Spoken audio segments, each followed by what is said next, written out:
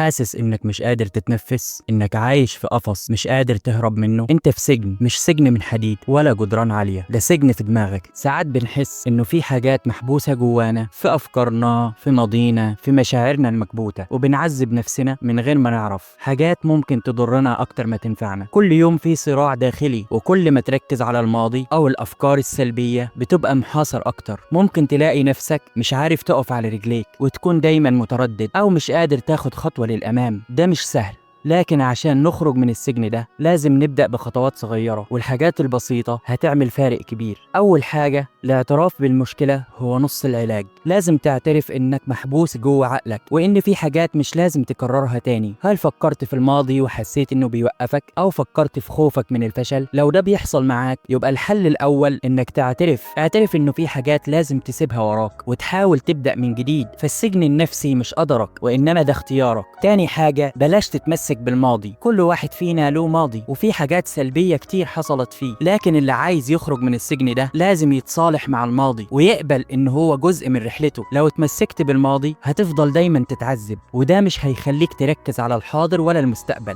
الخطوة الثالثة، التعامل مع الأفكار السلبية. في تقنية بسيطة كده اسمها إعادة الإطار. يعني لما تفكر في حاجة سلبية حاول تحولها لفكرة إيجابية. زي لو فكرت إنك فشلت، بدل ما تشوفها على إنها تجربة فاشلة، تعلم منها. شوفها كدرس في حياتك، درس أنت اتعلمت منه حاجات كتير قوي تقدر تبني على أساسه أشياء كتير وتكون أقوى. الخطوة الرابعة، عيش اللحظة. أنت لسه عايش في قفص لأنك مش عايش في الحاضر. دايما بتفكر في ماضيك أو في مستقبلك. التفكير في المستقبل مش غلط، لكن لما يفقدك التركيز على الحاضر ده اللي بيخليك تقع في السجن. جرب تركز على الحاضر، جرب تبص للوقت اللي انت فيه دلوقتي، جرب تتنفس بعمق، حاول تصفي ذهنك من اي حاجة سلبية، جرب تقضي وقتك مع عيلتك او تعمل نشاط تحبه، وساعتها هتحس براحة غير طبيعية. الخطوة الخامسة، اطلب المساعدة. ممكن تفتح قلبك مع حد قريب منك، او تلجأ لخبير نفسي يساعدك في الخروج من السجن النفسي ده. اوقات الدعم من الاخرين بيعمل فارق كبير. واخيرا، اللي عايز يخرج من سجن افكاره لازم يفهم ان الماضي مش بيحدد انت مين، وان مستقبلك مش مقيد باللي فات. الخروج من السجن النفسي ليه ملامح بسيطة. خطوة صغيرة النهاردة افضل بكتير من انك تعيش في القفص للابد. خليك دايما مؤمن انك قادر تخرج من السجن النفسي ده وتعيش الحياة زي ما تحب، بقوة ايمانك بنفسك وثقتك في قدرات ربنا فيك. حاول، انت تقدر، وقدها وقدود. ولو محتاج مساعدة هتلاقينا هنا بنمد ليك ايد المساعدة والدعم النفسي اللي يساعدك انك تفهم نفسك وتفهم افكارك وتعيش الحياة زي ما تحب.